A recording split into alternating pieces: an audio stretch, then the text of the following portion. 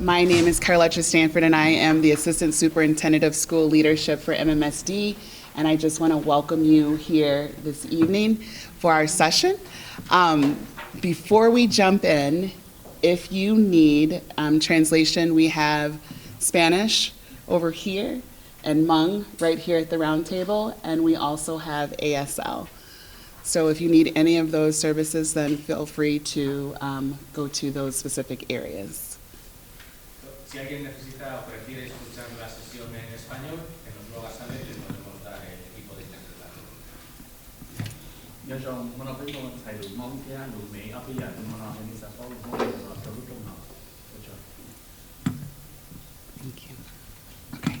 So we appreciate the time that you are spending with us this evening to learn more about our facilities, and your thoughts and feedback and ideas will help to shape what's next for MMSD as we work together to build a brighter future.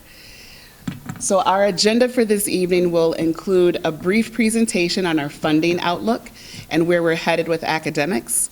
Then we'll do a deep dive into the status of our facilities and facility recommendations. And then we're going to turn it over to you, and that's going to be the time that you will go into small group conversations to share your feedback. And so we have a few staff that are here from central office to help facilitate these conversations and to also take notes. And so if you are a facilitator, if you can just raise your hand so that folks will know where you're located. Thank you. And now I am going to turn it over to Ms. Chelsea Tubbs, who is the Associate Superintendent for Elementary Schools.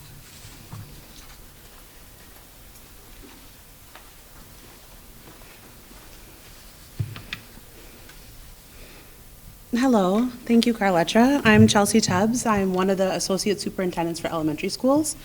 My pronouns are she, aya, and na. On this slide, you'll see 4 key priority areas for the district. If you attended one of our community engagement sessions in February, we talked more in depth on these areas. If you'd like to learn more, we do have a recording posted on the MMSD website. While not an exhaustive list, these areas highlight successes and also where we are going as we strive to have all of our scholars graduate college, career, and community ready. One of our equity strategies is around early learning and continuing our priority of literacy. We've already begun to expand full-day 4K, 4-year-old kindergarten, locations and classrooms over the past several years. Next year, we'll also offer dual language immersion at 4K. One strategy we are looking at implementing are early learning hubs across North Side and South Side, especially where there are child care deserts. Multilingual education is also an important priority at MMSD. Across our district, 21 schools offer dual language immersion. As part of our 2020 referendum, our middle school students now experience daily world language. MMSD aims to provide a well-rounded education for all of its students. 61% of our students graduate with some college credit. 54% of our students participate in co-curricular activities. Our district is continuing to work to expand these opportunities that exist at the high school level to our middle school scholars. Our teachers and staff work to create thriving school cultures and positive learning environments. Part of this is to create and/or improve spaces across MMSD schools to ensure universal design, meaning spaces are accessible, usable, and meet the needs of every person who utilizes the space. We have also worked to renovate and build private spaces for students' health and well-being needs. Now I'm going to turn over to Bob Soldner, our Assistant Superintendent of Financial Services. Thank you for being with us.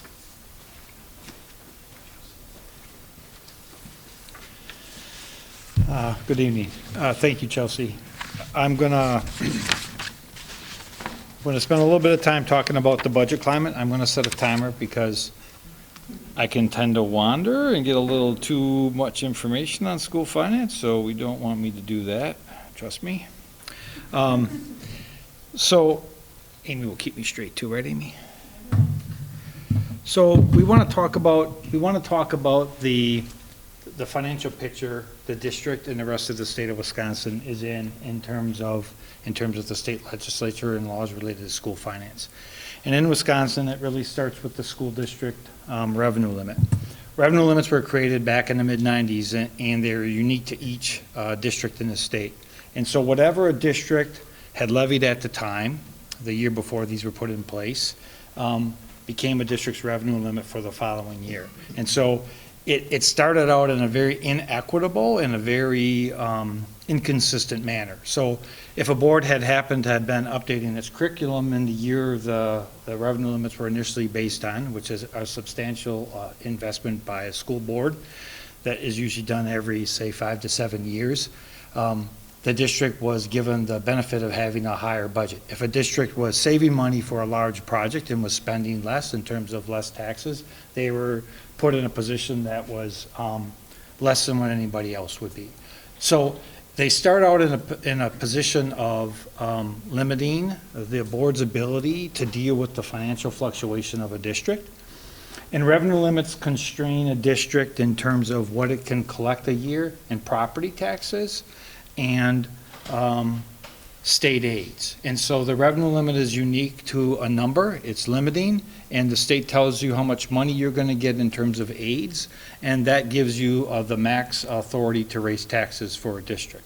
And so the largest pot of money for state aids in the state, when the legislature provides an increase, it's the first fundamental difference in understanding that just because a district's largest pot of state support increases, under revenue limits, all that means is the district is allowed to levy less. So more state aids does not mean you have more revenues to spend and expand and provide the needs and invest in scholars.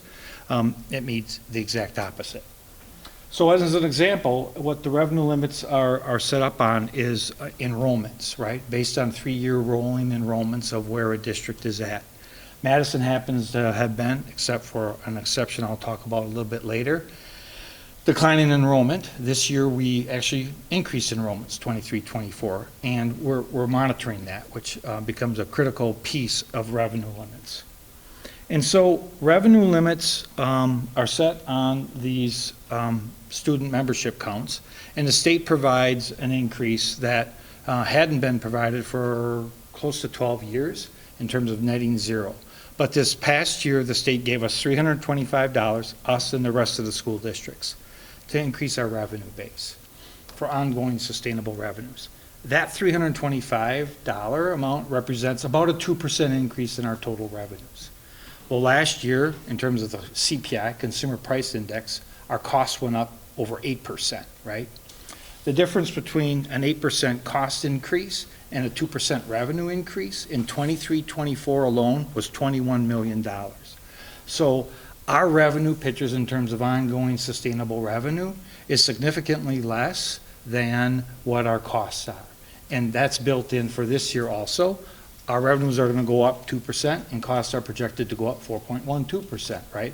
Which will be another $9 million or $30 million in a 2-year period short on revenues to support ongoing expenditures. All right, and I'm going to give you a couple of finite examples of how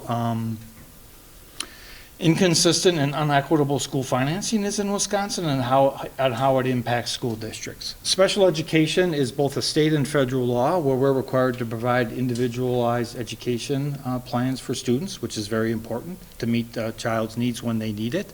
And Madison does an exceptional job at providing special education services, which is very critical and very important. However, the state and federal guidelines are underfunded by the state. So this year we're estimating for $1 in cost, as an example. The state will give us about 31-cent reimbursement. So what that means is we need to go to our general fund to support the entire district, and we need to pay these costs, which this funding gap for us was $66.4 million. Statewide, this gap is $1.5 billion. Before I go off on this, I want to say the legislature has collected billions of dollars in tax revenues and has chosen not to invest in public schools. So the idea of the school finance picture is really a conversation about revenues. I will tell you, this notion of costs is a false narrative, right? The school board does a very good job, and we do a very good job of watching our costs, but it's a fundamental picture in school finance that is set up for boards to have to justify what they're spending when the real story is all about the legislature having created the system that underfunds on the revenue side the school system. So it puts boards and us in a position of explaining why we need minimal cost increases, when the real picture is the state has completely underfunded revenues. An example, a really stark example of this underfunding of students and our programs and services is four-year-old kindergarten. Madison has invested significantly in expanding four-year-old kindergarten, both DLI and English classes, and the state considers a child in four-year-old kindergarten to be worth 50%, one half a child. Now, we know a four-year-old is a whole child, and we have whole day costs for a four-year-old kindergarten, but the state says, nope, we're only gonna count that as a half person.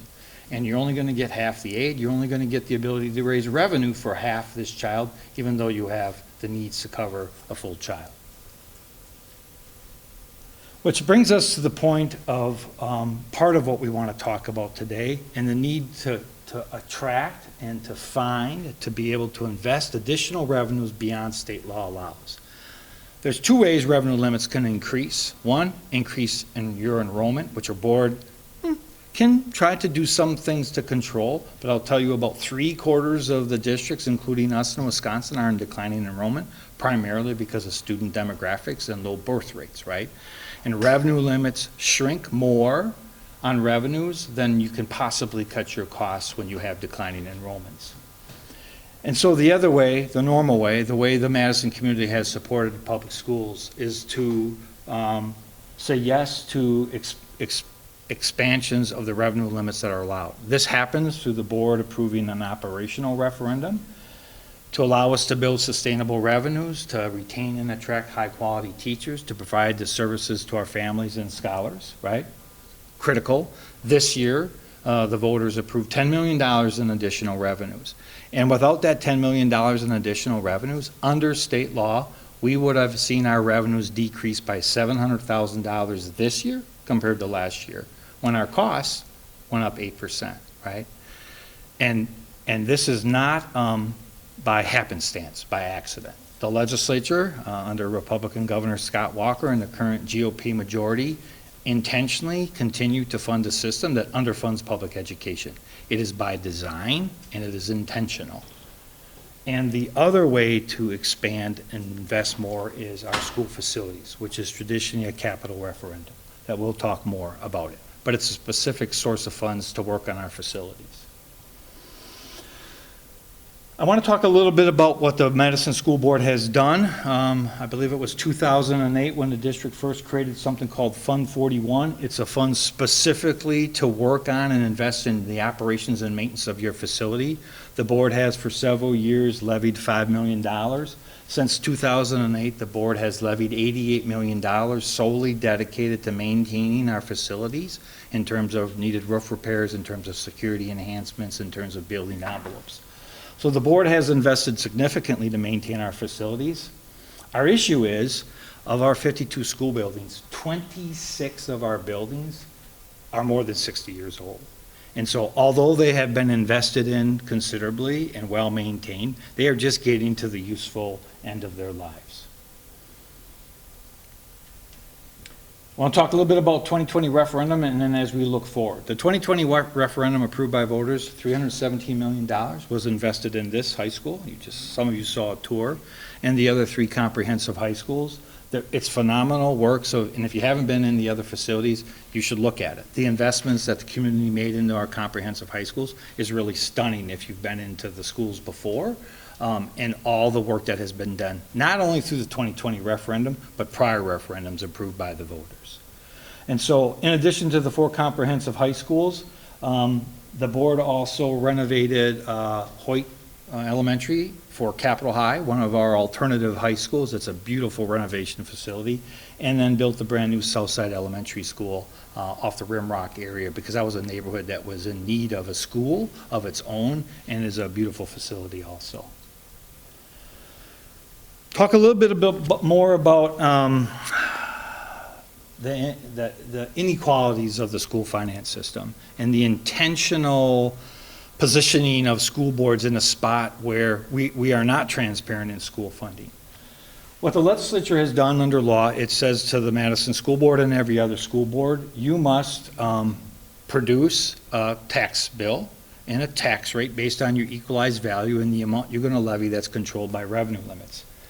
That formula last year said your average home had increased taxes of $399.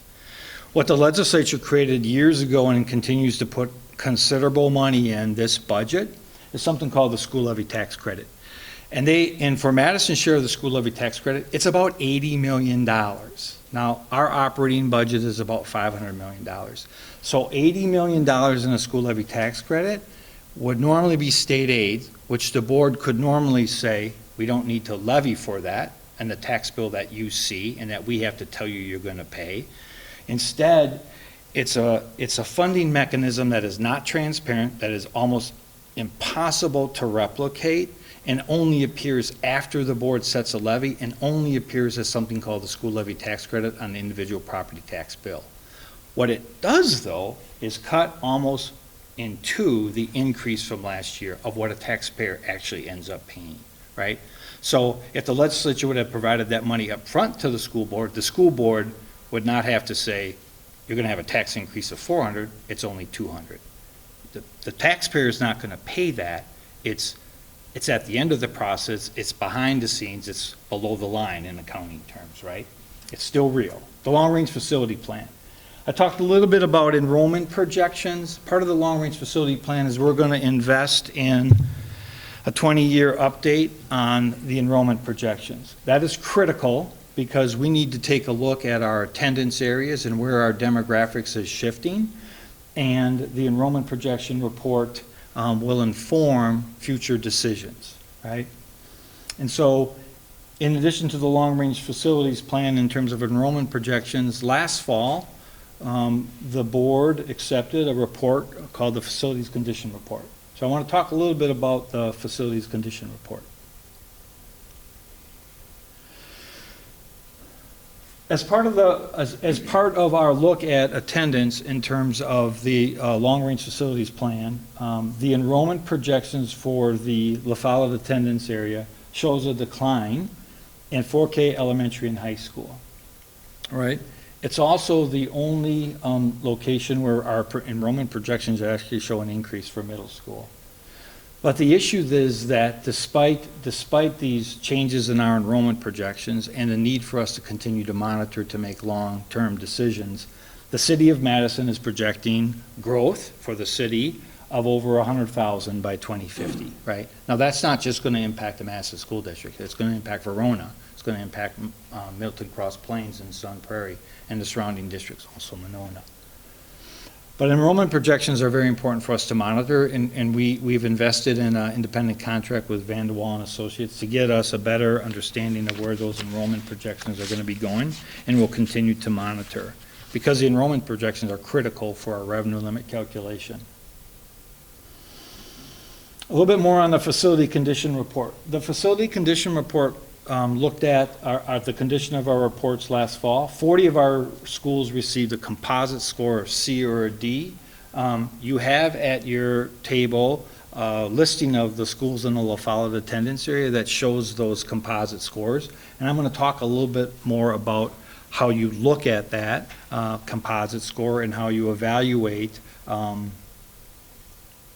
components that total up to that composite score. Right? So what the facility condition report told the board was that we have over $1 million that's needed for facility improvements. And we know we have the need to commit long-range, long-term into facilities improvements. We also know in order for us to be able to implement that, we're talking about a 20 to 25-year timeline to be able to attend to all the schools that we have.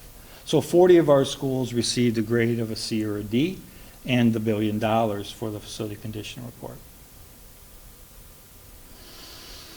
A little bit more on, these are the 14 components that lead up to the composite score. The facility condition report is broken into two big areas, the mechanical, electrical, plumbing to the right, accessibility and architectural components on your left.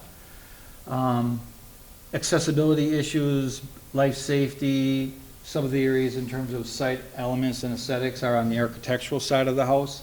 On the mechanical side, we're focused on not only the mechanical plumbing, but the HVAC, heating, ventilating, air conditioning for the facilities, and the electrical infrastructure, along with more on the mechanical side. In addition, the facility condition report talked about the projects that would be needed to reach the sustainability goals of the board in terms of geothermal, in terms of meeting the board's resolution for zero greenhouse gas emissions by 2045. Okay, so this is real important. A school can get a composite of a D, and this rating, we call it the periodic table, is based on the dark blue as A, and you'll see very few A's in the composite score, and B, down to the red, the orange, the yellow, the orange, and the red, going down to D and F. So when you look at each facility, you look at some major components, and that composite score is not necessarily a straight average of the 14 components, but it takes into a holistic approach to what that grade would be.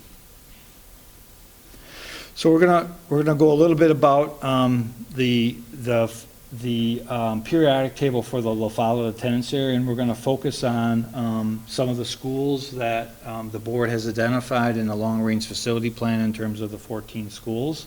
And so if you take a look at the different schools on here, I'll just pick Whitehorse. Yep. You can see on the last, if you have that periodic table, it'll coincide with the periodic table around each score, the different components, right? So you take a look at you focus on mechanical, you focus on sustainability issues, and you focus on life safety or envelope issues for a school. All right.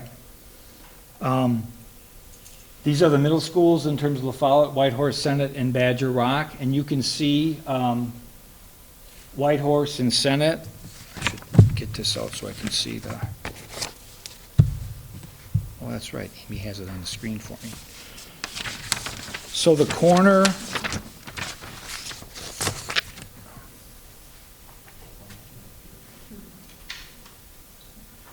So for Whitehorse, for example, if you look at Whitehorse, some of the areas that we focus on in terms of ranking at which middle schools are we going to attend to first and which elementary schools, you take a look at some of the issues. So like mechanical HVAC is rated a D, and so are the other issues in terms of sustainability and energy efficiency, and then in the corner over here, accessibility issues.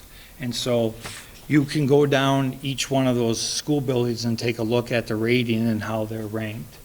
And that is used as one of the factors in terms of deciding what are the next priorities for a potential referendum. The other big thing is a conversation about renovation or building new. In Senate Middle School, or elementary, for instance, is Senate Middle School has some sites, the power that's good, but when you look at mechanical HVAC and specialty area needs, and also this very large green space area, we get into a situation when we start talking about remodeling or renovating one of our elementary or middle schools.